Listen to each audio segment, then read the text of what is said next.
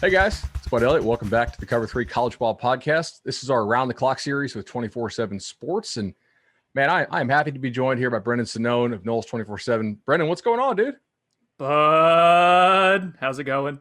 Man, I feel like I am more prepared for this show than I am for most of them. This is going to Yeah, be a fun time. yeah, a little FSU experts going back and forth. I like it. Oh, I don't want to call myself an expert. You know what? No, expert. I think you're probably an expert. Yeah, I mean, Hopefully, I'm getting paid to cover the team, so hopefully. if you're not, we have some issues, but he is, and you should definitely go subscribe to Knowles 24/7. Awesome time on the message boards over there. They drop a lot of great insider scoop, and honestly, the community and the camaraderie is really fun. So let's put 15 minutes on the clock here, like we do, and I'll hit you with it. How much can you take away from Mike Norvell's first year? Ooh, I feel like very little, and I know you've discussed this before as well, but like I don't think there's the circumstances were so difficult. He walks into, he gets 3 spring practices, and what that did in terms of evaluating what he had on the roster, I mean, that completely wiped it away and really didn't have a chance to do it. Injuries, not getting guys conditioning, not having the summer program as well. Like guys were really out of shape, or at least some were, some weren't. It was a mixed blend. Not being able to get some guys to rehab. So, and they just got hit with a ton of injuries too, which maybe that was related to not having a full off season. So the evaluation process was kind of wiped away, and they weren't able to really kind of find out some things until in the season. That was huge. Like I said, the injuries to key players was pretty prominent as well. So yeah, but there were a ton of mishaps and just obstacles that FSU had to kind of try to overcome under year one of Mike Norvell. I know you've called it year zero. I think that's really fair. It might be even year -1 given the pandemic circumstances, to be honest. They went ahead and I know from a recruiting standpoint, it was a challenge for them. They hadn't had a chance to meet these kids in person, or at least the vast majority. I guess a couple got in February, but like for the most part, they were kind of recruiting blind, as seeing these kids in person and meeting these kids in high school. But they went ahead and went really heavy in the transfer market, which I think makes a lot of sense. An anecdote that I'll share here is John Papuch is the defensive ends coach. FSU signed, I guess, technically 3 defensive ends, maybe 4 to 5, depending if some guys become defensive end, defensive tackles in the high school ranks. George Wilson was a 4-star, Patrick Payton a 4-star, Byron Turner a high-end 3-star. Papuchis hadn't seen any of them in person. He's never evaluated one of those 3 guys in person, and all 3 are going to have a chance to crack the 2 deep as true freshmen, with the expectation like, okay, they're talented and there's room to like play, but the position coach hasn't seen them in person before. And I'm sure that's not a unique situation at FSU. I think it's magnified because so many of the coaches on the staff didn't have the geographic and regional ties, coming from Memphis, or like JP came from Maryland. So there were, that is something that FSU probably was magnified a little bit. With that being said, the transfer portal ended up having to be a big deal with them for that reason. They had, I think 9 is where they're at right now, and they're trying to probably get one more transfer. All of the guys they've added so far have had like multiple years, at least 1 year of college starting experience, or at least a couple games. I think they've added about 10,000 career snaps total of college experience from that group. Obviously, McKenzie Milton's the headliner, but Jermaine Johnson from Georgia is someone who's going to step in at edge position role and be a pass rusher, which they desperately need. They only had 10 sacks last year. Jermaine Johnson, I think, had 5 himself as like a sub-package player. Beef up the secondary with a couple transfers there, 2 to 3 guys. Jamie Robinson, a former all-defensive rookie of the year in the SEC out South Carolina, comes in and will probably play a hybrid role for them. And they're trying to amp up the offensive line currently too in the transfer portal, Bud. So it was absolutely necessary to overhaul the talent on the roster. I think that was a must, but the strategy to add guys who had a lot of college experience, it makes sense given some of the limitations they had in the evaluation and recruiting process this past cycle. We talk about the teams that are adding the absolute superstars in the portal, right? Whether it's Ohio State getting a Justin Fields, or Alabama getting Henry To'o, or Oklahoma getting the Wanya Morris and the Eric Grays. But there are some teams out there, and I think Florida State is probably the prime example of, are these guys that they're getting in the portal going to be draft picks? Majority of them, I would say no, but a couple of them potentially. But like you said, Brendan, 10,000 snaps is a really big deal at the Power 5 level. And there were a couple of positions last year it looked like just didn't have guys that belonged at the Power 5 level. I think the I'm going to use a cliche here, raise the floor, elevate the floor a little bit, a football term. I think that's, and I'm guilty of using that phrase too much on the bench podcast. But I think it's true for what FSU's trying to do right now. Yeah, I don't know. Jermaine Johnson, I think, is an NFL caliber player. Whereabouts, like he goes in the draft, I don't know. But he does look like someone who will play on Sundays or at least have the chance to. Um, Jamie Robinson's a little undersized, but yeah, athleticism and instincts and physicality are there to where in a couple of years, maybe. Andrew Parchman is a guy I know the staff thinks can play on Sundays, a wide receiver from Kansas. He has a lot to prove this year after having a big drop off last year at Kansas, largely because of the quarterback play. Offensive line there was pretty horrendous, and that impacted him. But yeah, there's 3 or 4 guys who they brought in who I think can help. But for every guy they brought in who I think can help, like as far as raising the upside and the ceiling of position groups, I think they brought in guys who can raise the floor as well. Sakir Thomas would be an example, like from South Carolina.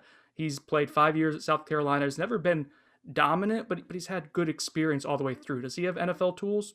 Probably not. He's kind of a tweener defensive end, defensive tackle type. But he's mature, he's steady, he's dependable. You know what you're going to get. Brandon Moore from UCF. He's still overcoming the knee injury as a cornerback. That's difficult. But a guy who had 2 years of starting experience for a really good group of 5 team. Does he start this year? I don't know, but he at least will enter sub packages and contribute and bring a level of physicality and experience to the secondary. So that's what this offseason to me, Bud, was really all about, was trying to just get a core level of competency across the board. And I think they've accomplished that. I don't know if this is enough to fix everything overnight, but it kind of elevates like the baseline of how bad you'll be. And that's important because of what they're trying to do on the recruiting trail. You need some momentum right now. You need to show growth for the 2022 class. And it's something you've talked about before. And so that's why it's important to establish a baseline of accountability, of credibility, of competency. So with all this new experience, kind of a weird term there, but with all the incoming existing experience, what's a reasonable expectation for this team this year, and how do they get there? Reasonable.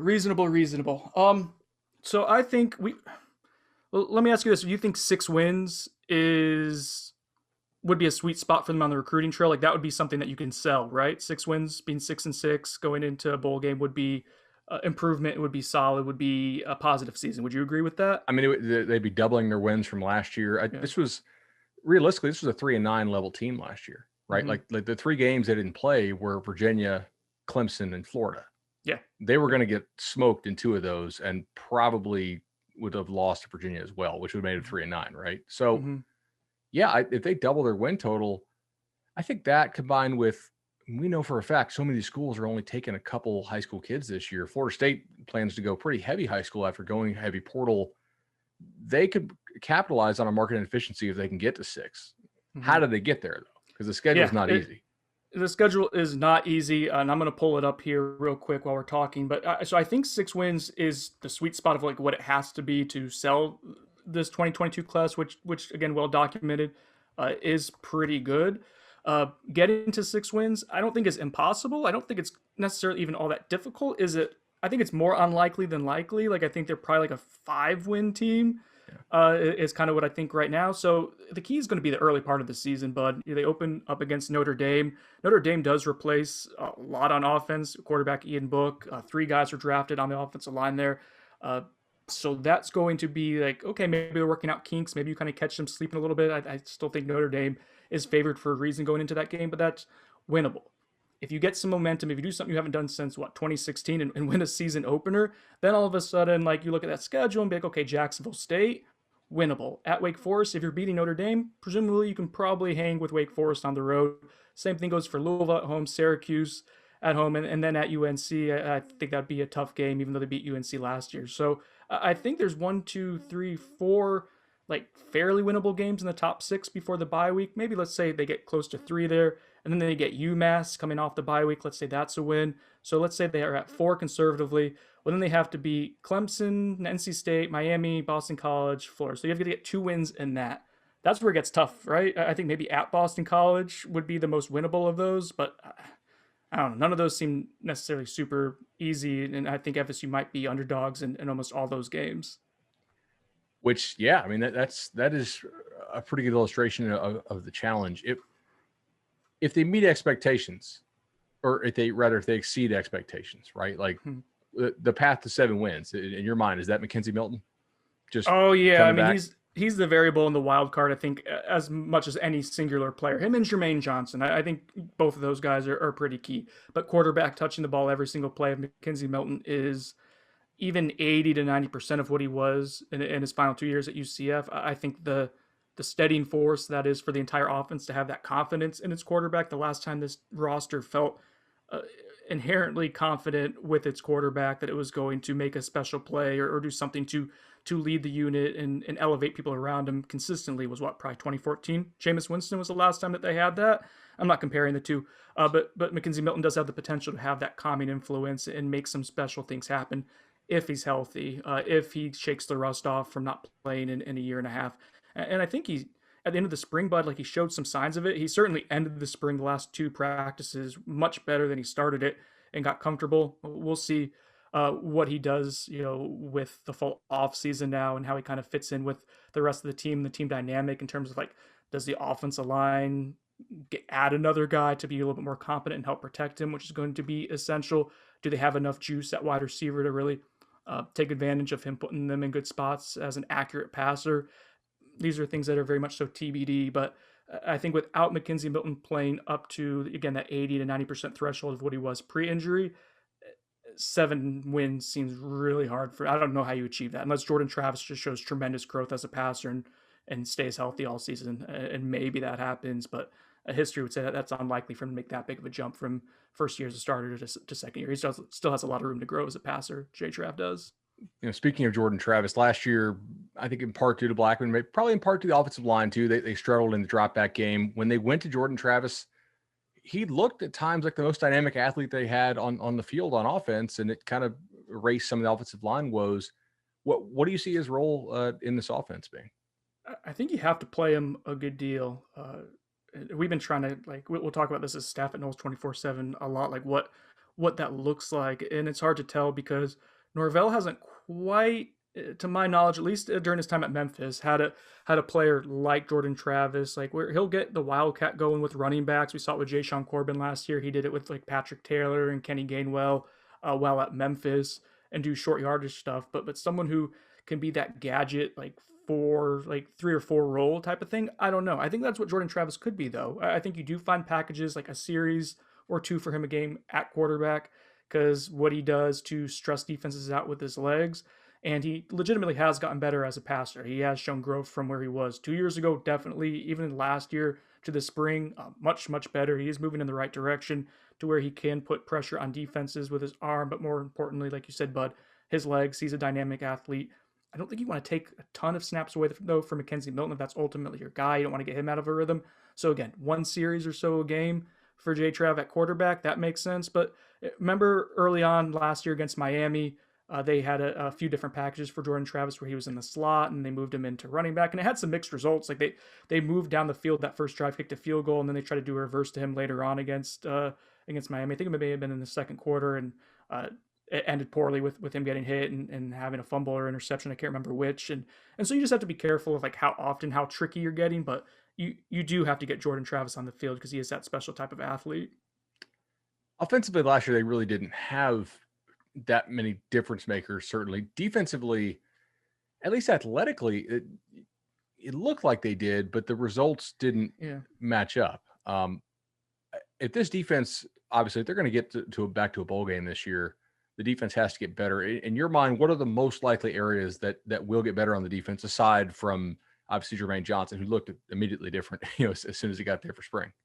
It is a strange thing. Like the defense was bottom half of the nation, or especially in the Power Five, in almost every single category, and especially like with the pass rush and pass defense, that was really bad. And then they ended up having Asante Samuel Jr. go in the second round, Joshua Kando and Janarius Robinson, defensive ends, go in the fourth round. So some weird disconnect there.